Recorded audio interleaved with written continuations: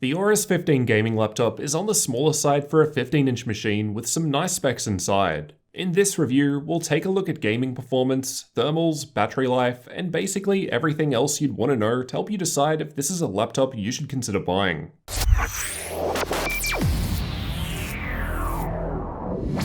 I've got the highest spec version of the Aorus 15, the XA, meaning it has an Intel i7-9750H CPU and NVIDIA RTX 2070 graphics, no Max-Q here. There's also 16GB of memory running in dual channel, a 15.6-inch 1080p 240Hz IGZO screen, and 512GB M.2 NVMe SSD and 2TB hard drive for storage. For network connectivity, it's got Gigabit Ethernet, 802.11 AC Wi-Fi, and Bluetooth 5. I've got the XA configuration here, however it's also available in some other configurations. The WA model has 2060 graphics, while the SA has the 1660 Ti. You can find updated prices to all models linked in the description. The laptop has a matte black metallic body both on the exterior and interior, and there are no sharp corners or edges anywhere. The weight of the laptop is listed at around 2.4 kilos or 5.3 pounds, and mine came in at 2.2 kilos or 3.2 kilos with the 230 watt power brick and cable for charging included.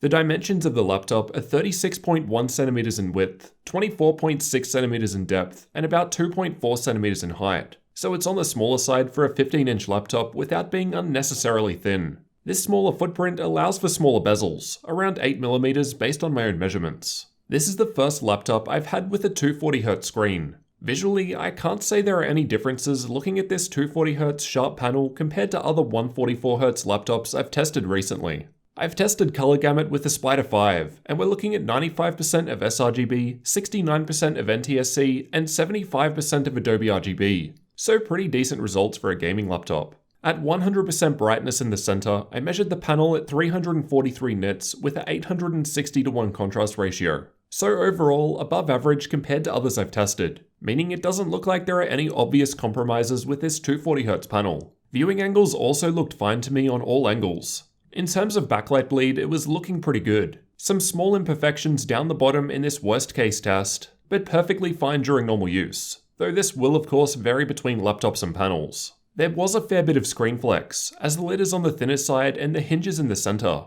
but overall it felt fairly sturdy when opening. I was just able to open the laptop with one finger. The hinge wasn't too stiff, so this seems to show that there's more weight towards the back. In any case, I could use it on my lap perfectly stable. Despite the thin bezel, the camera is still found above the display in the center. The camera doesn't look great, and the microphone sounds about average. You can just hear some of the fan noise at idle, and here's what it sounds like if we hit the fan button. The keyboard has 3 zones of RGB backlighting, which can be controlled through the included Aorus Control Center software. There are 4 different effects, and the brightness can be adjusted between 2 levels or turned off if you prefer. The software can also be used to change the lighting found on the front left and right corners, although you've only got the option of red, green, blue, or off for these. The keyboard was good to type with, although I did find the smaller arrow keys annoying when I needed to use them. I personally would have preferred larger arrow keys. Here's how typing sounded to give you an idea of what to expect. There's also a dedicated fan button on the top right, which will set the fan speed to maximum, and unlike other laptops, you don't need any software installed to use it. There was only a little keyboard flex while pushing down hard. Overall, it was fairly solid, and there were no issues during normal use. The touchpad was smooth to the touch and uses precision drivers. It clicks down when pushed, and there was the usual Windows gestures available. It's a bit wider than what I'm used to, but it worked well, and despite the extra width, I never found it to get in the way when I needed to use the keyboard. Fingerprints show up on the matte black surfaces, but as they're smooth, they're easy to clean off. On the left, there's an air exhaust vent, Gigabit Ethernet port, USB 3.1 Gen 1 Type A port, micro SD card slot, and status LEDs. On the right, there's a 3.5mm audio combo jack, 2 more USB 3.1 Gen 1 Type A ports, and another air exhaust vent. On the back, there are 2 more air exhausts towards the corners. Then from left to right, we've got the power input, HDMI 2.0 port, mini DisplayPort 1.3 output,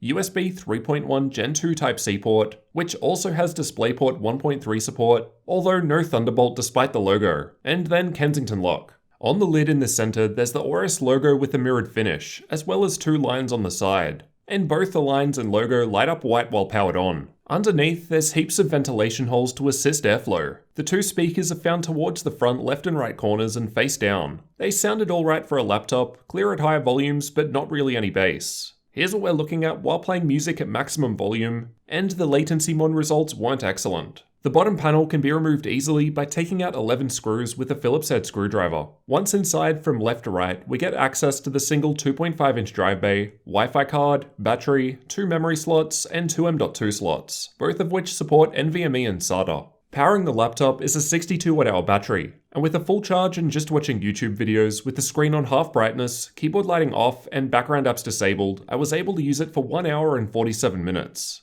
This lower result was caused by the RTX 2070 graphics being in use the entire time. You don't have the option of using the Intel integrated graphics here with Optimus. Despite this, there's still no G-Sync. However, this does mean we should see higher performance when compared against a laptop with equivalent specs that uses Optimus. While playing The Witcher 3 with medium settings and Nvidia's battery boost set to 30 FPS, the battery lasted for 58 minutes all up. However, with 12% charge left, the frame rate dropped to 5 FPS and was no longer playable. The AI feature doesn't work well on battery power, though as we'll see later, it didn't help much anyway. I'll also note that I never saw the battery discharge while the 230 watt power brick was plugged in. Before we get into the thermal testing, I need to briefly talk about Gigabyte's new AI feature that comes with their new laptops. It's been updated to include 3 modes, AI Edge and 2 cloud options, AI Download and AI Download and Upload. AI Edge processes data locally to make the best decisions in terms of what to change, like power limits and clock speed, while the AI Cloud settings get data from Microsoft Azure. The download-only option is new, and rather than sending your data to the cloud to improve the service, it only downloads profiles to help it run better. The download and upload one, on the other hand, will submit data though. All tests had AI disabled, except where explicitly mentioned. The Aorus Control Center software allows you to choose between 5 levels of CPU power and 2 for the GPU. The CPU settings boost the maximum TDP between these levels. While GPU level 0 is stock and level 1 boosts the core clock by 140 MHz and memory by 70 MHz. Anytime you press the fan button on the keyboard to boost the fan speed, GPU mode 1 is automatically engaged, overclocking the graphics. For the purposes of this video, when maximum fan speed is mentioned, I'm running the CPU at level 4 for the highest limit, and GPU at level 1. While at default stock settings, I'm running the CPU at level 2 and GPU at level 0. The large air intake vent on the bottom should help out when we test with the cooling pad. The rubber feet also seemed to be angled such that they block the hot air being exhausted out the back from coming straight back into the fans, so cooler air should only be pulled in from the front. There are also quite a few heat pipes here, and some are shared between the processor and graphics, so a change in one component will affect the other. For instance, if the CPU gets hot, the graphics will be affected as a result. Thermal testing was completed with an ambient temperature of 21 degrees Celsius. Expect different results in different environments. There's a lot of data here. CPU temperatures are shown by the blue bars, and GPU temperatures are shown by the green bars. We're looking at combined CPU and GPU load here, so both are fully loaded as a worst case. The gaming tests towards the upper half of the graph were tested by playing Watch Dogs 2, as I find it to use a good amount of combined processor and graphics resources. The stress tests were tested by running the Ada64 CPU stress test and Heaven GPU benchmark at the same time to fully load the system. This isn't meant to show typical performance. These are worst case results which you can use to compare with my other videos. The idle temperatures down the bottom are looking fine. Let's start with the stress tests. At stock, the CPU was thermal throttling at 96 degrees Celsius, while the GPU was thermal throttling at 92. Even with a minus 0.15 volt undervolt to the CPU, we're not seeing changes to temperatures. However, we'll see how clock speeds were affected in the next graph. If we max out the fan, the GPU temperatures drop back to 86, though hardware info still lists it as thermal throttling. With the CPU undervolt applied too, the CPU is now thermal throttling intermittently rather than constantly. And if we add on the Thermaltake Massive 20 cooling pad, the CPU temperature drops by 9 degrees, though no change in temperatures to the GPU, most likely due to the overclock applied from the max fan button. Moving up to the gaming results, again there was thermal throttling with the fan at default speed. I'll also note that for the gaming tests, I'm undervolting the CPU and GPU, rather than just the CPU only. In the stress tests, I didn't test with the GPU undervolt due to reasons. Anyway, in most cases, both are still running quite hot. The AI settings didn't appear to help in this game. I got the same thermals as running the machine at stock with default fan speed. In the past, the AI would control the fan speed. In this case, it didn't touch it and the fan speed remained unchanged, resulting in the temperatures we've got here. The best results are seen right up the top when the fan is at maximum, CPU and GPU are undervolted, and the cooling pad is in use. These are the average clock speeds for the same tests just shown. If we start with the stress tests down the bottom, we can see the GPU is downclocking quite a bit to keep cool, same with the CPU. With the minus 0.15 volt CPU undervolt, we can boost the average clock speed by 450 MHz over all 6 cores. Simply by boosting the fan speed, we almost see a similar improvement to CPU performance, but also to the graphics, as this helps reduce the thermal throttling there. With the CPU undervolt applied, in combination with the fans maxed out, we're basically reaching the full 4.0 GHz all-core turbo boost speed of the i7-9750H CPU. With the cooling pad added, despite thermal throttling still being reported on the GPU as we saw before, and the CPU is now solid at 4 GHz, which I think is a nice result. In the gaming tests, we can see the clock speed increase with the GPU undervolts, as this helps reduce the thermal throttling taking place. The CPU undervolt is also seeing us get pretty much full performance, even without resorting to boosting the fan speed, which is good because as you'll hear soon, it gets pretty loud. The AI settings, like we saw in the temperatures, are performing similar to stock settings.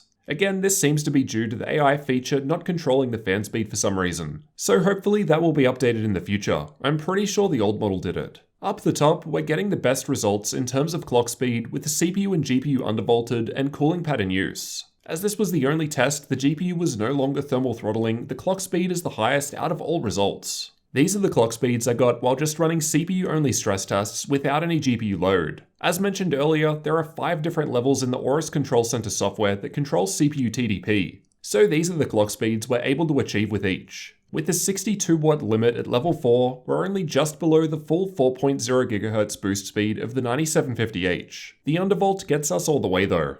These are the temperatures for the same tests just shown. As the TDP increases, resulting in higher clock speed, so do the temperatures. The undervolt provided a massive improvement here of about 15 degrees, while also performing the best. Here are the average CPU TDPs from these tests. So the undervolt puts us around the power usage of level 1 with similar temperatures, but with 500 MHz of extra performance over all 6 cores. To demonstrate how this translates into performance, I've got some Cinebench CPU benchmarks here. There's no difference in single core, as that's not enough to trigger throttling. Though even in this best case, with the CPU undervolt and no restrictions, I was seeing similar scores to the 8750H. I will be comparing these two CPUs in a future video though, so make sure you're subscribed for that. Here's what we're looking at in Cinebench R20. Until I have more data from other laptops, I'll keep including results from both. Here are the GPU-only clock speeds, while under a graphical-only stress test. Just as a reminder, the GPU 0 setting in the Aorus Control Center software is default, while GPU 1 overclocks the core by 140 MHz. With my crappy undervolt, I was getting similar speeds to default. And when we checked the temperatures, the thermal throttling was removed with this, though it only lowers by 1 degree under this workload. Given its thermal throttling at both levels 0 and 1 with the same temperature,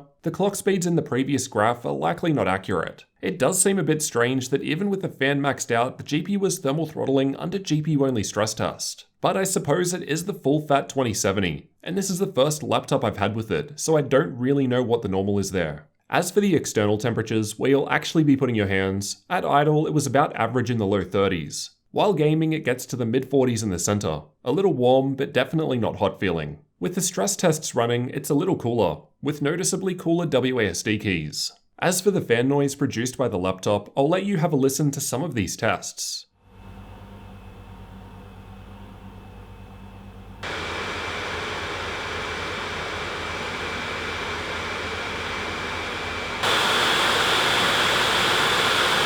At idle it was quiet, however the fan was making this sort of pulsating noise. With the stress tests running or gaming, it was about average compared to other gaming laptops I've tested. But when we hit the fan button to max it out, it gets very loud. Normally I like at least having the option of raising fan speed. However in this case, there doesn't seem to be granular control. I wasn't able to adjust it like in previous models. So it seems to be all or nothing in terms of fan speed. In general, the Aorus 15XA runs fairly hot, at least in my top-end configuration here with full 2070 and 9750H. I'd expect others to run a bit cooler. Even with undervolting, we didn't really improve temperatures by that much. However, this did significantly improve the performance. It's worth noting that we're able to boost the power limits over the CPU's specified 45 watt TDP rating though. Many laptops don't give us the option and perform worse as a result due to power limit throttling, though the trade-off to this increased performance is of course higher temperatures. so it's good that Aorus is equipped with such powerful fans. The only downside of those powerful fans is that at this time, they don't seem to give you the ability to customize the fan speed like with other models. Hopefully that changes in the future. In most cases, once undervolted, we're able to get the full 4.0 GHz all-core turbo speed from the 9750H CPU, even under worst case combined CPU and GPU load, which I think is pretty good given there are other laptops that cannot hit full boost speed under these tests. In my tests, the AI didn't seem to do much, so I would just stick to undervolting, and if you can put up with the extra fan noise, boosting the fan speed also. Finally, let's take a look at some gaming benchmarks. I've tested these games with these NVIDIA drivers and all Windows updates to date installed. The drivers are a little behind, but they're the latest Gigabyte currently offer. I've also tested with the fan maxed out, with CPU at setting 4 and GPU at 1, so raised CPU TDP and graphics overclocked.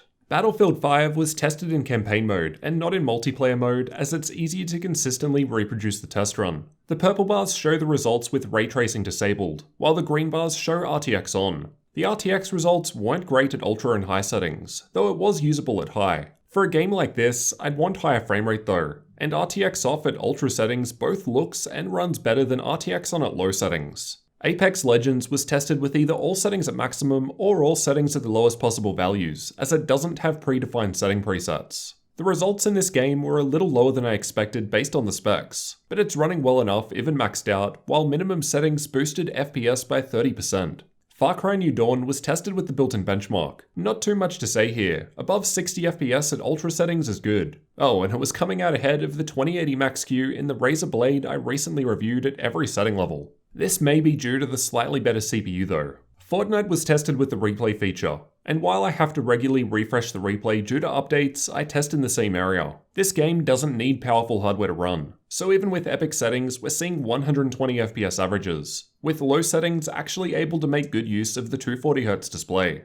Overwatch is another well-optimized game and was tested in the practice range, as other players, bots, and even different maps in actual gameplay affect the frame rate, and this allows for consistent testing. At low and medium, the 300 FPS frame cap is hit, while epic settings still played extremely well. Shadow of the Tomb Raider was tested with the built-in benchmark. The results were pretty good, just a couple of FPS behind the 2080 Max-Q in the Razer Blade I recently tested, and actually ahead at lower settings, possibly due to the higher clocked 9750H CPU. CSGO was tested using the Uletical FPS benchmark, and like always, high frame rates were coming out of this test. This is the sort of game the 240Hz screen would be more useful for if you're playing competitively. Rainbow Six Siege was tested with the built-in benchmark, and in general is a game I've found to benefit from Nvidia's new Turing architecture. I'll also note this was another test where low settings were getting frame rates that would be well matched with the 240Hz screen. PUBG was tested using the replay feature, and even at ultra settings, almost 100 FPS was possible in this test, with lower settings getting us closer to 130 FPS, which seems to be about as well as this game performs on laptop hardware. I don't think I've ever seen it much above 140 FPS in my test run.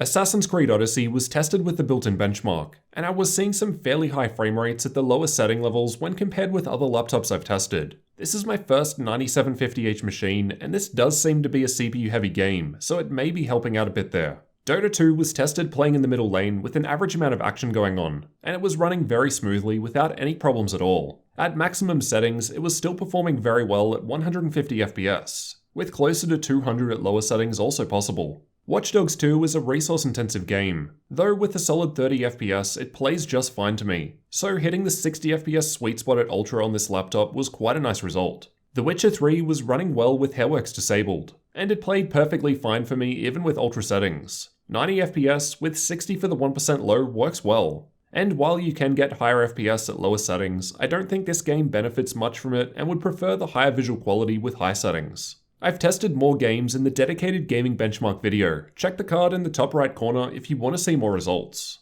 Let's also take a look at how this config of the Aorus 15 compares with other laptops to see how it stacks up. Use these results as a rough guide only, as they were tested at different times with different drivers. In Battlefield 5, I've tested Ultra settings and I've got the Aorus 15 up the top in red, and it was doing quite well, only coming in behind the 90W 2080 Max-Q laptops I've tested. It's worth remembering this is my first 9750H laptop test, so all others here have the 8750H. Here are the results from Far Cry 5 with ultra settings in the built-in benchmark. And the Aorus was doing well here, coming in at second place, only behind the Asus GX701, which is ahead of the other 2080 Max-Q laptops due to G-Sync. These are the results from Shadow of the Tomb Raider with the built-in benchmark at highest settings. And in this test, the Aorus was a little ahead of the Alienware M15, which isn't too surprising as I had some thermal throttling on the graphics in that one. This is the first time I've tested a laptop with RTX 2070 graphics, and for the most part, it seems to be slotting in about where I expected, between the 2070 Max-Q and 2080 Max-Q.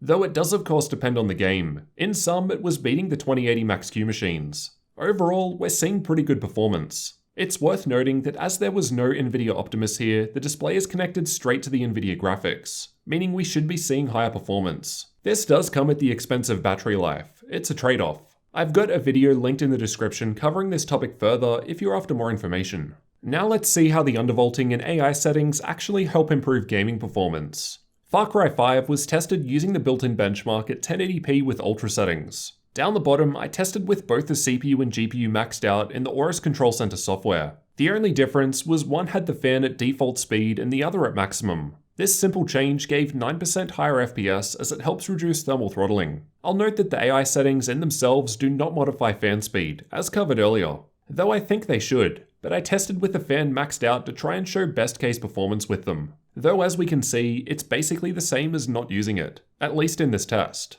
The results up the top with the manual undervolting gave us the best performance. Now for the benchmarking tools. I've tested Heaven, Valley, and Superposition from Unigine, as well as Firestrike, TimeSpy, Port Royal, and VRMark from 3DMark. Just pause the video if you want a detailed look at these results. I've used Crystal DiskMark to test the storage, and the 512GB M.2 NVMe SSD that was installed was giving nice reads and alright writes. The 2TB hard drive was performing about as expected for a 5400 RPM hard drive. Unfortunately, I couldn't test the microSD slot as I don't have any cards that size. For updated pricing, check the links in the description, as prices will change over time. At the time of recording, in the US, the XA version with these specs is going for $2,175 US, while the 8th gen model is over $200 less. Meanwhile, here in Australia, it's going for 3,300 Australian dollars. So what do you guys think about the Aorus 15 XA gaming laptop? Overall, I think it's checking a lot of boxes, but as always, nothing is perfect. It's well built, the chassis is on the smaller side for a 15-inch laptop, allowing it to have nice thin bezels, and it's got good specs which allow it to perform well in games. There's no NVIDIA Optimus, so while gaming performance will be improved, battery life suffers as a result. That's the trade-off. It does get warm, but it's got good performance behind that, along with some powerful fans to help with cooling. Though I would have liked to have seen granular fan control considering how loud maximum speed gets. The big opening on the bottom was great for helping airflow, especially with the cooling pad. I hope more companies go this way in the future. Once undervolted, even under worst case combined CPU and GPU load, still being able to hit the full 4GHz turbo boost speed of the 9750H was pretty impressive, despite the temperatures. For more than $200 US more money over the 8th gen version, I honestly think I'd just get the slightly cheaper 8th gen model. I don't think you're getting $200 of value going from the 8750H to 9750H, at least in this laptop. And the 240Hz screen is realistically only beneficial in esports titles, so it depends on the types of games you'll be playing. Let me know what you guys thought about the Aorus 15 gaming laptop down in the comments, and if you're new to the channel, get subscribed for future tech videos like this one.